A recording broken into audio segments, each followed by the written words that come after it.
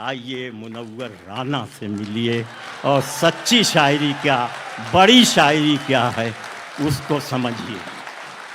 हमसे मोहब्बत करने वाले रोते ही रह जाएंगे, हम जो किसी दिन सोए तो फिर सोते ही रह जाएंगे। सोते ही रह जाएंगे। हमसे मोहब्बत करने वाले रोते ही रह जाएंगे, हम जो किसी दिन सोए तो फिर सोते ही रह जाएंगे। सोते ही रह जाएंगे। सब ऐसे ही शेर कहे।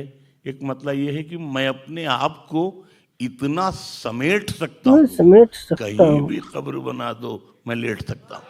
मैं लेट सकता हूँ। मैं अपने आप को इतना समेट सकता हूँ, कहीं भी कब्र बना दो मैं लेट सकता हूँ। एक मतलब ये है कि मंजिल ये 4 लेन 6 लेन 8 लेन, लेकिन इसमें बहुत कुछ खो गया हमारा।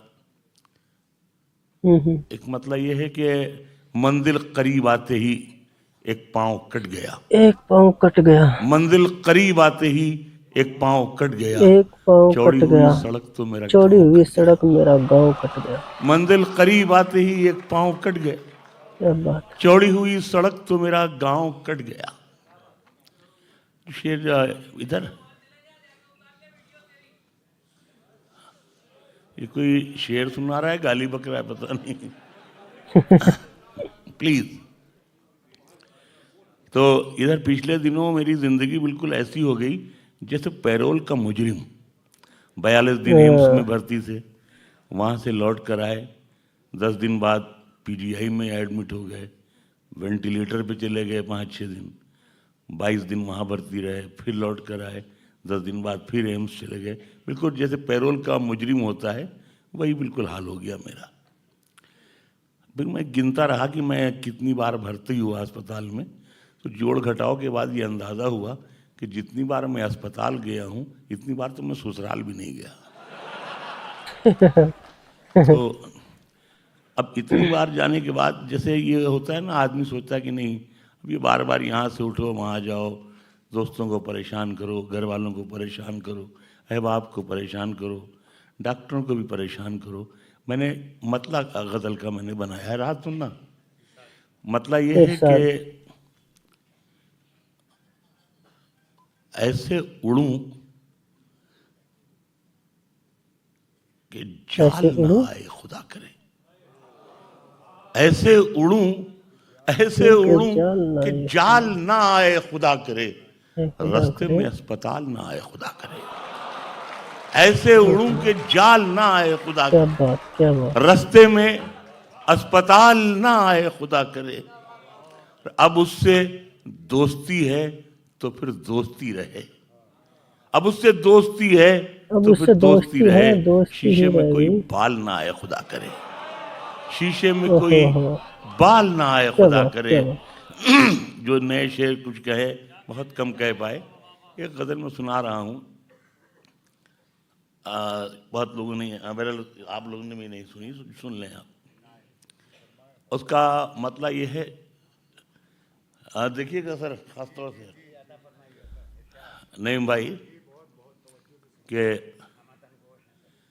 मतलब उसका ये है कि मेरी मुट्ठी से ये बालू सरक जाने को कहती है, मेरी मुट्ठी से ये बालू सरक जाने को कहती है, कि अब ये जिंदगी मुझसे भी थक जाने को कहती है। मेरी मुट्ठी से ये बालू सरक जाने को कहती है कि अब ये जिंदगी मुझसे भी थक जाने को कहती है।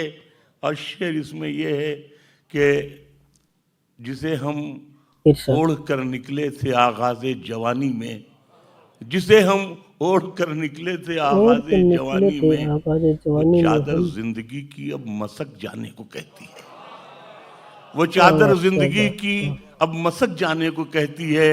और ये हालिया ने इंदौर की नजर है ये शेर के कहानी जिंदगी की क्या सुनाएं अहले महफिल को, कहानी जिंदगी की क्या सुनाएं अहले महफिल को, शक्कर घुलती नहीं और खीर पक जाने को कहती है। कहानी जिंदगी की क्या सुनाएं अहले महफिल को, शक्कर घुलती नहीं और खीर पक जाने को कहती है। और ये शेर देखिए, शायद नया शेर कुछ कह दिया हो उर्दू गजल में, शक्कर घुलती नहीं और खीर पक जाने को कहती है। मैं अपनी लड़खड़ाहट से परेशान हूँ मगर पोती, मैं अपनी लड़खड़ाहट से परेशान हूँ मगर पोती मेरी उंगली पकड़कर दूर तक जाने को कहती है। मैं अपनी लड़खड़ाहट, क्या बात, क्या मैं अपनी लड़खड़ाहट से परेशान, क्या बात, मगर पोती मेरी उंगली पकड़कर दूर तक जाने को कहती है। मैं अपनी लड़खड़ाहट से परेशान हूं मगर पोती मेरी उंगली पकड़कर दूर तक जाने को कहती है।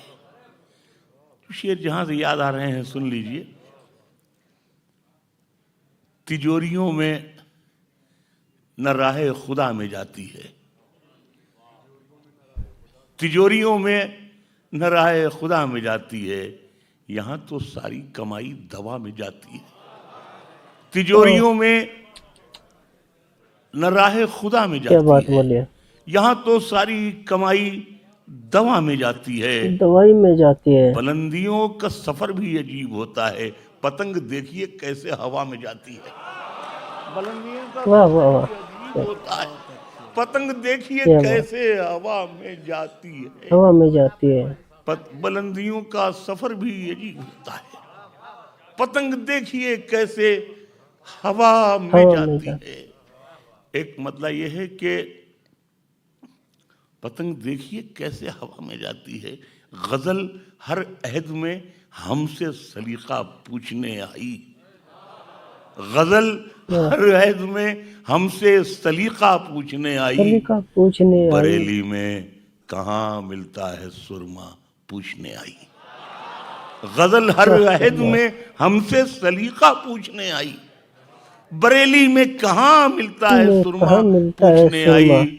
और शेर ये है कि मिला है ये सिला शायद हमें कांटों पे चलने का, मिला है ये सिला शायद हमें कांटों पे चलने का, कि हर खुशबू हमी से अपना शजरा पूछने आई।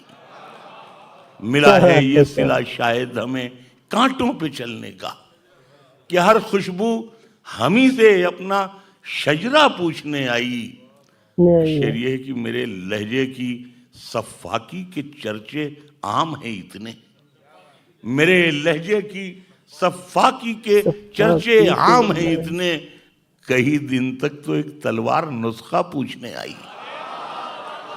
मेरे लहजे की सफाकी के चर्चे आम हैं इतने, कई दिन तक तो एक तलवार नुस्खा पूछने आई। मैं जब दुनिया में था तो हाल तक मेरा नहीं पूछा, मैं जब दुनिया में था तो हाल तक मेरा नहीं पूछा, मैं जब चलने लगा तो सारी दुनिया पूछने आई।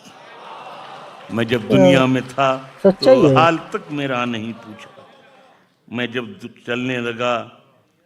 एक मतलब ये है कि दरबार में जब ओहदों के लिए पैरों पे अना कहते हैं स्वाभिमान को, दरबार में जब ओहदों के लिए पैरों पे अना गिर जाती है, कौमों के सर झुक जाते हैं, चकरा के हया गिर जाती है। दरबार में जब ओहदों के लिए पैरों पे अना गिर जाती है, कौमों के सर झुक जाते हैं, चकरा के हया गिर जाते हैं, गिर जाती है। अब तक तो हमारी आंखों ने बस दो ही तमाशे देखे हैं, अब तक तो हमारी आंखों ने बस दो ही तमाशे देखे हैं, या कौम के रहबर गिरते हैं या लोकसभा गिर जाती है। अब तक तो हमारी आंखों ने बस दो ही तमाशे देखे, अब तक तो हमारी आंखों ने बस दो ही तमाशे देखे हैं, या कौम के रहबर गिरते हैं या लोकसभा गिर जाती है। अक्सर हजरात को ये मालूम है कि मैं रायबरेली का रहने वाला हूँ। मैं जब 6-7 बरस का था तो एक रज्जन बाबू किराने वाले थे, बाद में चेयरमैन भी हो गए थे, तो उनके यहाँ हम लोग जाते थे, घर से अम्मी भेजती थी सामान लाने के लिए किराने का सब। तो मुझे मीठा खाने का बड़ा शौक़ था नहीं बल्कि है अभी तक। तानी बोल के। मैं वहाँ जाता था, जब सामान वामान समेट के चलने लगता था तो वो बोरा रखा रहता था शक्कर का, तो यूं करके उसमें मुट्ठी में शक्कर लेता, भागता। तो कुछ शक्कर तो भागने में गिर जाती, कुछ उनका नौकर दौड़ाता और पीटता, एक आधा हाथ थप्पड़ मारता, उसमें गिर जाती। जितनी बचती मैं उतनी फाँक लेता। घर पहुंचता तो अम्मा को खबर मिल चुकी होती थी कि साहबजादे चोरी भी करने लगे हैं, तो वहाँ भी कुटाई होती। गरज की जितनी मार खा लेते थे उतनी शक्कर कभी नसीब नहीं हुई। अब इसे मैंने गजल बनाया है, आप देखिए, यही हुनर आपके इस फ़कीर मुनव्वर राना का है कि इसे मैंने गजल बनाया है कि दरबार में जब ओहदों के लिए पैरों पे अना गिर जाती है, कौमों के सर झुक जाते हैं, चकरा के हया गिर जाती है। और अब तक तो हमारी आंखों ने बस दो ही तमाशे देखे हैं, या कौम के रहबर गिरते हैं या लोकसभा गिर जाती है। और पहले भी हथेली छोटी थी, अब भी यह हथेली छोटी है।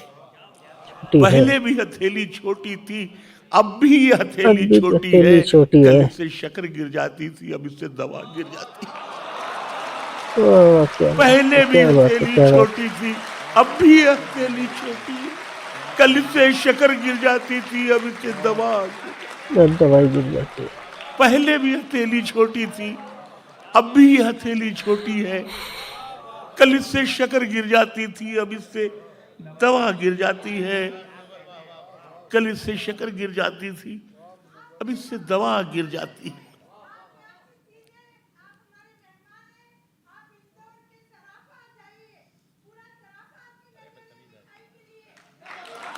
हाँ?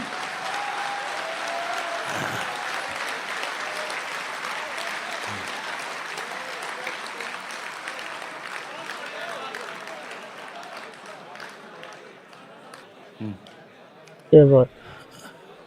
मैं अब अगर मुझे इजाजत दें तो मैं कुछ शेर सुना लूं। What is the problem?